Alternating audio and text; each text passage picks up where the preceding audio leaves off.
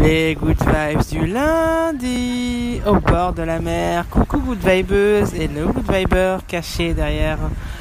Comment ça va ce lundi 9h, prêt pour la guerre? T'es prête? On n'a pas oublié que le dernier lundi du mois dans le podcast Les good vibes du lundi, c'est l'art de la guerre. Ok, on est bonne, on est bien, mais on n'est pas con. Et surtout, c'est le meilleur moyen de se donner du feu, de la niaque, de la patata, de la banana dès le lundi matin. Pour plus qu'on se dise le lundi matin, c'est nul, c'est fait chier, c'est le lundi. C'est les good vibes du lundi by Toutouba. Et quel meilleur moyen pour se donner du feu que d'étudier l'art de la guerre. Cette semaine, on est donc à Barcelone. Un petit air de vacances pour l'intro. T'inquiète pas, on sera plus calme, on sera entre toi et moi pour le podcast. En attendant, prépare-toi, d'accord. Cette semaine, le fire, n'oublie pas, t'es une guerrière, d'accord. On va pas te la faire à l'envers. Et cette semaine, on va étudier un nouveau stratagème de l'art de la guerre de Sun Tzu. T'es prête? T'es prêt? On est lundi, les 9h, c'est les good vibes du lundi by Toutouba. Toutouba, c'est moi, je suis entrepreneuse, freelanceuse, mais surtout ambianceuse de tes lundis matins, pour que ce soit bien. Allez, c'est parti, générique.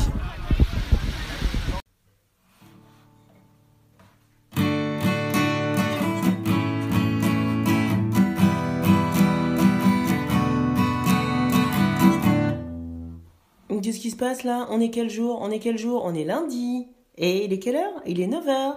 Alors donc c'est quoi? C'est les good vibes du lundi. C'est que je t'avais promis. Ça y est. Oh, c'est les good vibes du lundi. Celle que je t'avais promis. Ça y est, c'est parti.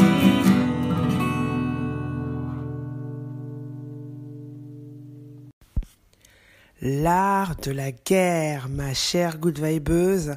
L'art de la guerre, leçon numéro 5, si je ne m'abuse. Alors, notre citation de la semaine. Écoute bien, c'est fin et ça se mange sans fin. Écoute, passer pour un idiot auprès d'un imbécile est une volupté de fin gourmet. Je répète, accroche-toi, prends ton café, c'est les good vibes du lundi by Toutouba, c'est l'art de la guerre. Et notre citation de la semaine, c'est « Passer pour un idiot auprès d'un imbécile est une volupté de fin gourmet. » Ma good vibeuse, tu vas apprendre l'art de te délecter, l'art d'apprécier, de savourer l'idiotie, la bêtise que tu vas envoyer à ton adversaire. Et oui, cette semaine, ce mois, notre stratagème consiste en fait à abuser ton adversaire en l'incitant à sous-estimer tes propres capacités. D'accord?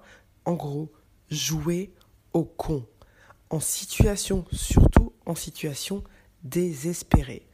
Je te rappelle que la stratégie, l'art de la guerre, c'est la stratégie. C'est pas la guerre, l'art de la guerre.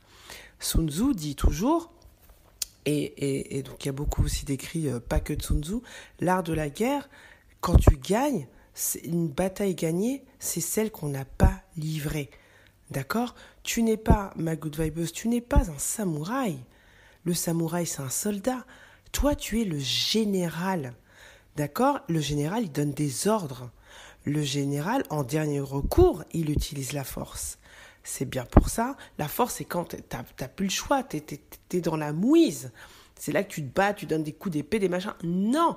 Regarde ou réécoute l'épisode,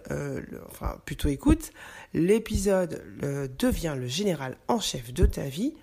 Puisque justement on part de là, on en reparle. Pour moi, je te forme à être général. Une fois qu'un général et pas un petit soldat, même si un samouraï c'est balèze, etc. Il n'y a pas de souci. Alors, ce stratagème, en quoi il consiste? À jouer au con tout simplement. Pourquoi à jouer au con? On a dit, je te le redis, la stratégie c'est plutôt une énergie yin.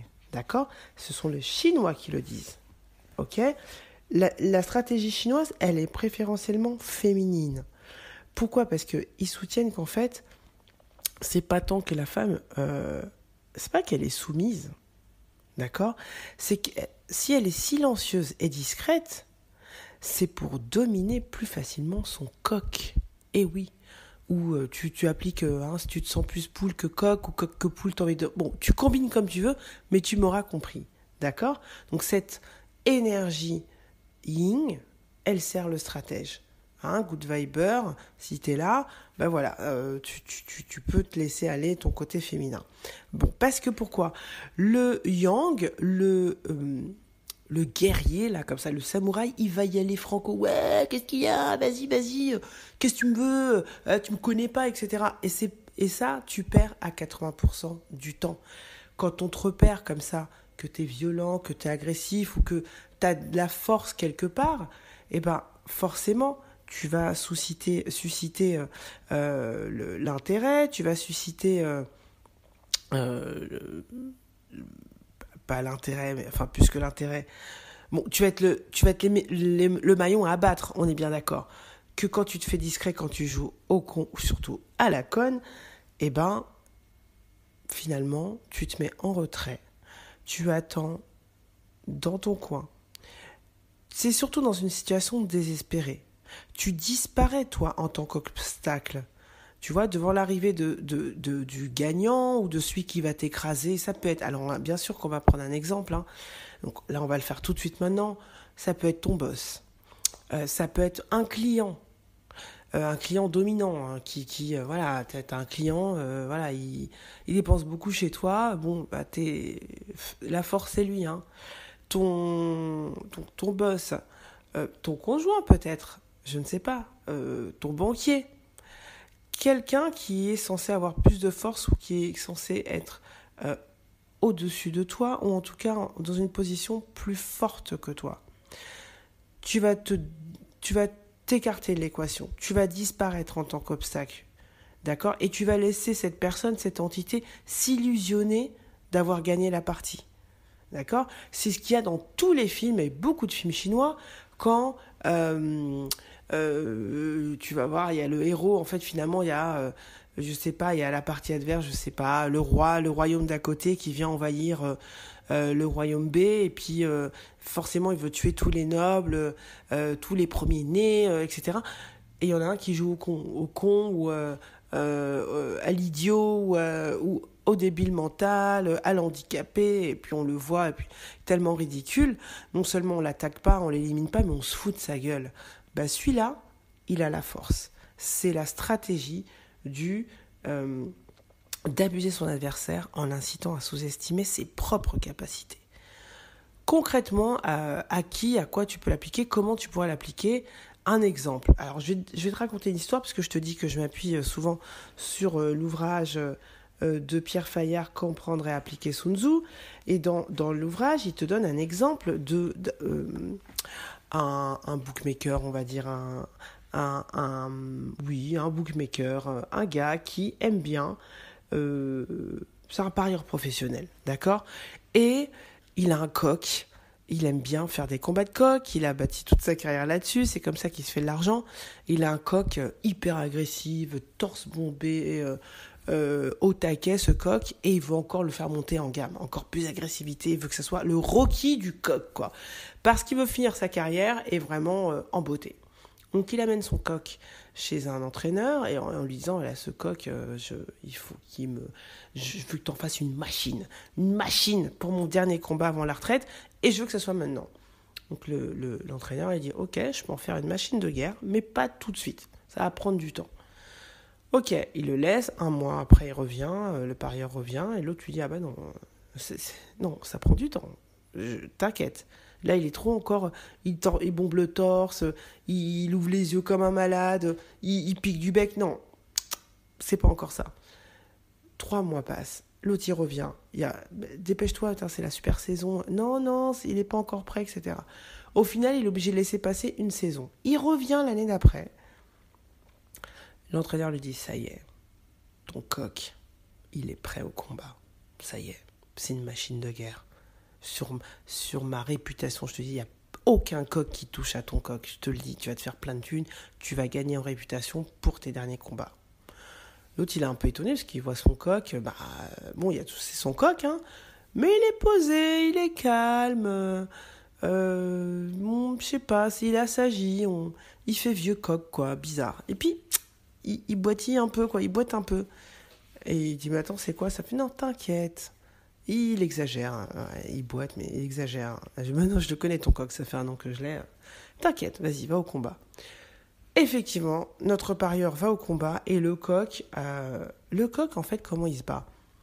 Il attaque plus, il ouvre plus ses ailes, il donne plus du coup, il fait pas ses petits passements de jambes. Non, il est là, il est calme, il dit rien et les autres qui arrivent, qui l'agressent, qui lèvent leur, effectivement, qui montent tous leurs attributs de mâle, ils sont là à l'attaquer et puis lui, il bouge pas, il bouge pas. Alors les autres sont complètement décontenancés. Et puis, par contre, le moins de mouvements qu'ils font, paf, en un coup de bec, notre coq, pam, il les met par terre direct, mais en 1 ou 2 coups de bec, puis c'est tout, quoi. Et puis, quand il en a mis un par terre, il recule un peu, il se pose, il se met dans un coin, etc. Pourquoi c'est une machine de guerre, ce coq, malgré ses apparences? Parce que finalement, il est un peu blessé, il est un peu vieux, il se bat plus pour rien, il joue un peu, tu vois, comme ça le Rocky Balboa, un peu tout défoncé, mais il a plus rien à perdre en fait.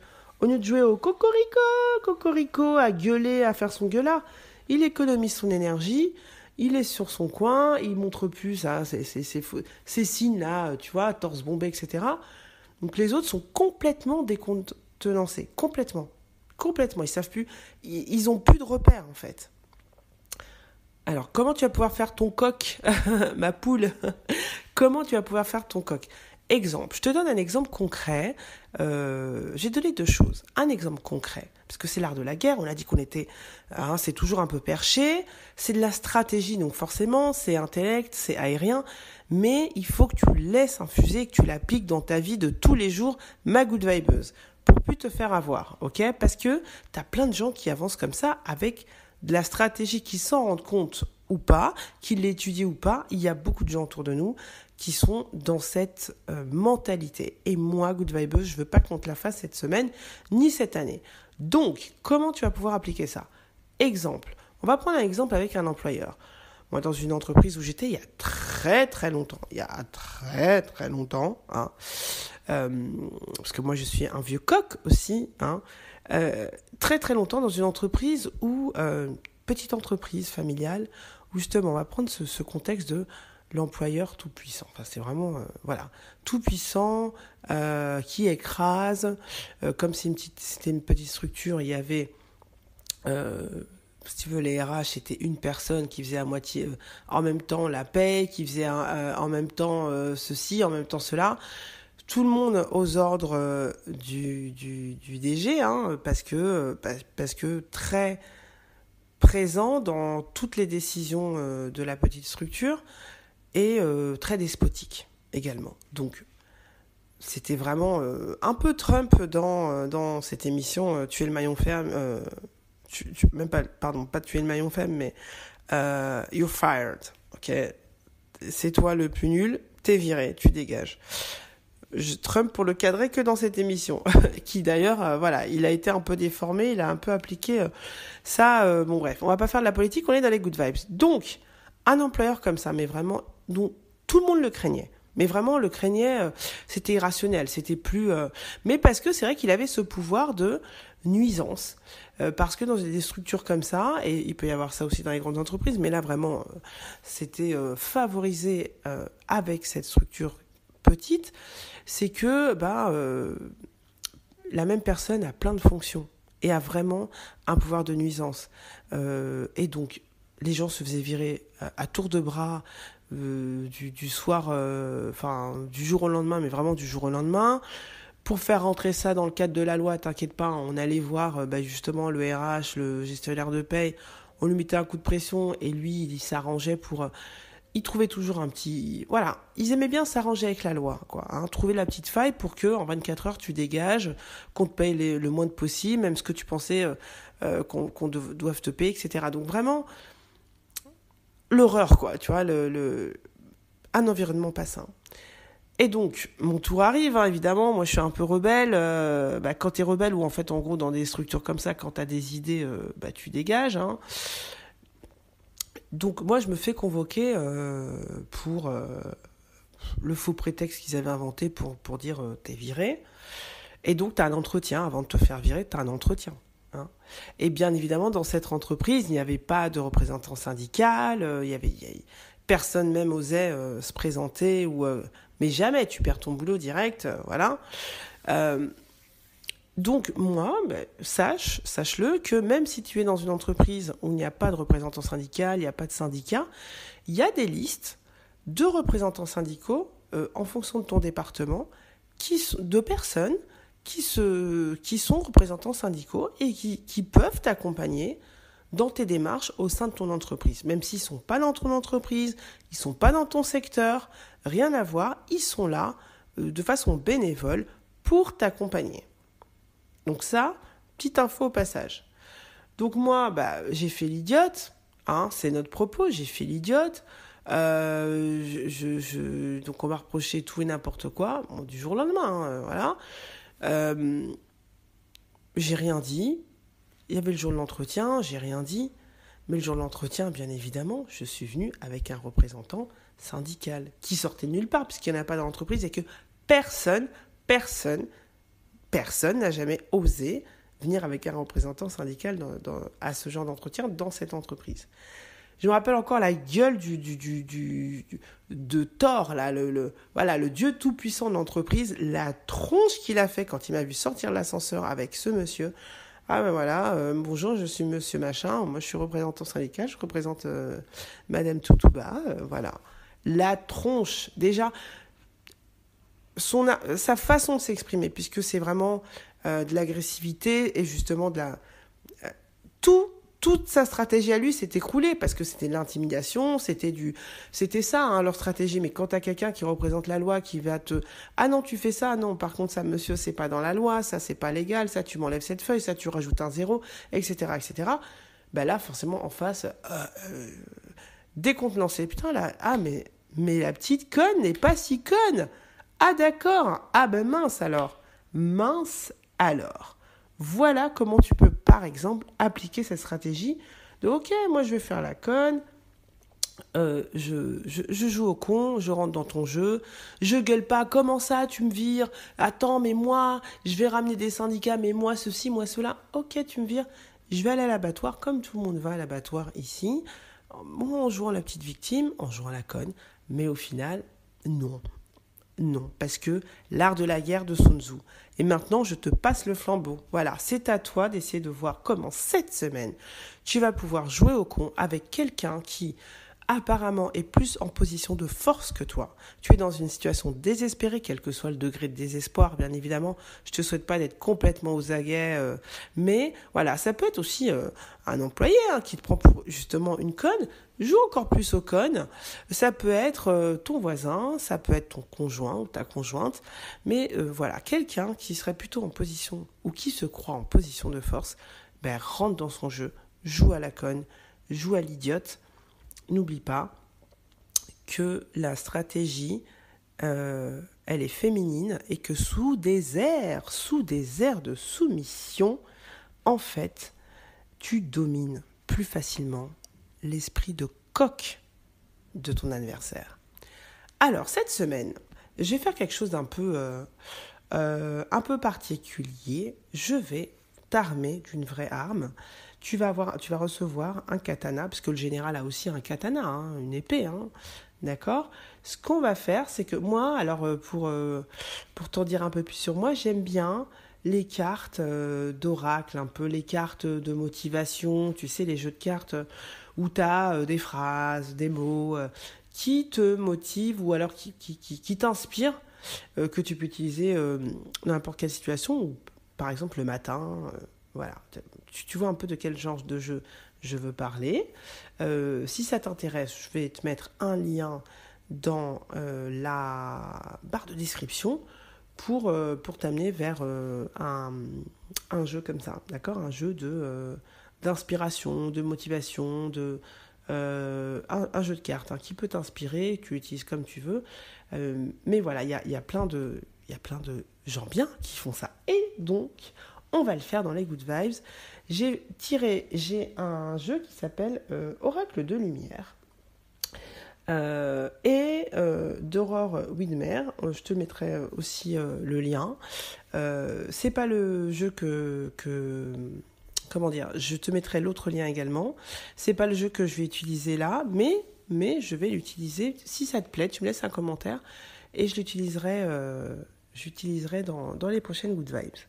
Là, on va faire l'oracle de lumière et je vais te donner un katana. Tu vas choisir un chiffre entre 1 et 3. Je vais faire l'exercice avec toi, puisque je n'ai pas regardé. J'ai tiré les 3 cartes en demandant quelle est l'épée, avec quoi aujourd'hui, cette semaine, je vais armer ma Good Vibeuse pour qu'elle aille justement appliquer cette stratégie de l'art de la guerre, ou mon Good Viber aussi. Si tu es là, vraiment, tu es un mec en or, Good Vibeuse. Tous les Good Vibers des Good Vibes sont des mecs en or massif.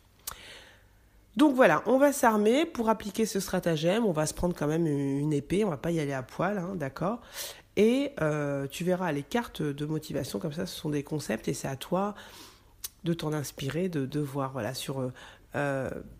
soit sur quoi tu vas pouvoir appliquer ce principe, soit avec quoi tu pars, quelle est ton arme, quand tu vas faire l'idiot, là... de quoi tu vas t'inspirer. En tout cas, voilà, on a chacun notre carte, on verra comment chacun se l'approprie, ou chacune, surtout chacune. Alors, c'est parti, choisis entre 1, 2 et 3. On ne triche pas. Si tu veux plusieurs katanas, tu prends plusieurs chiffres. Mais en tout cas, c'est plus léger de prendre que son esprit et un seul katana en main. Tu es moins encombré. Prête ? Prêt ? Allez, c'est parti, groupe numéro 1. Alors attends, il faut que j'en choisisse un aussi, mais c'est fait. Groupe numéro 1. Avec quoi tu vas t'armer pour la faire à l'envers cette semaine ? La créativité. Groupe numéro 1, la créativité. Très belle carte d'ailleurs. Je te mettrai le lien. La créativité. Groupe numéro 2, l'éveil. L'éveil. Avec une très belle carte aussi. Et groupe numéro 3, la purification. Ça parlera à chacune ou chacun, ou pas, mais en tout cas, voilà. Donc, groupe numéro 1, la créativité. Groupe numéro 2, l'éveil. Et groupe numéro 3, la purification. Tu le prends comme tu le veux, c'est ton katana à toi, donc tu l'adaptes, tu t'en inspires, tu le remplis, c'est ton arme à toi particulière. Bon, prêt à rentrer dans cette semaine en mode stratège, d'accord ? Pas en mode soldat, pas en mode samouraï, mais en mode général, d'accord ? Tu es le général de l'armée. Ta stratégie cette semaine, c'est jouer au con, profil bas, mais pendant ce temps, tu observes, tu as une position privilégiée pour monter en puissance en secret. Pendant que les gros, là, ils sont illusionnés d'avoir gagné la partie, mais non. C'est jamais fini une partie, surtout dans l'art de la guerre. Bon, ma good vibeuse, ceci étant dit, on va redescendre. Ok, on va laisser infuser tout ça. Et puis, on va aller sur une blague vaseuse, mais pas trop parce que cette semaine, on est aux aguets quand même, D'accord ? Allez, c'est parti. Blague vaseuse.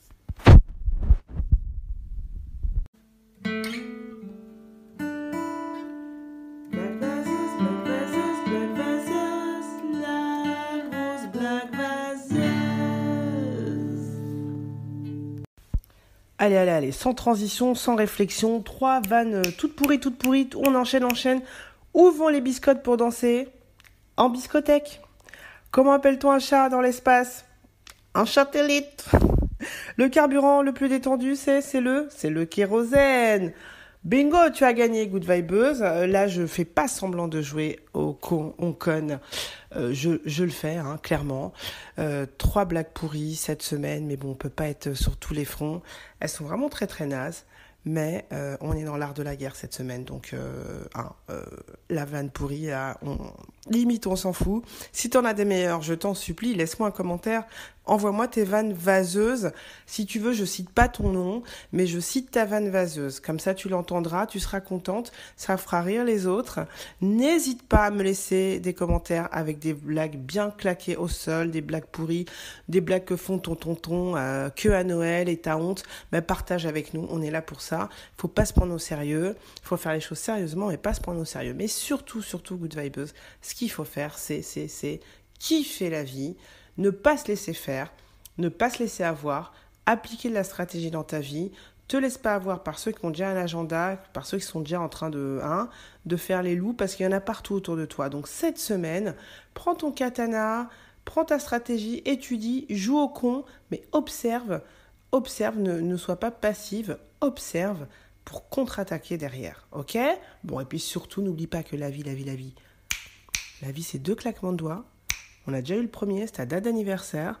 Le deuxième, on ne sait pas quand il va tomber. Donc franchement, la vie, il faut la kiffer, il faut faire ce dont on a envie et pas se laisser empapaouter par les empapaouteurs. Voilà, c'est bon. Je pose mon épée à côté, je me calme, je respire et je te souhaite une excellente semaine. Si tu as aimé, partage l'épisode, abonne-toi ou que tu écoutes le podcast, que ce soit sur YouTube ou sur une très très bonne plateforme de podcast. Abonne-toi et partage. Et surtout, laisse-moi des commentaires avec des vannes, s'il te plaît. Ça me fera rire.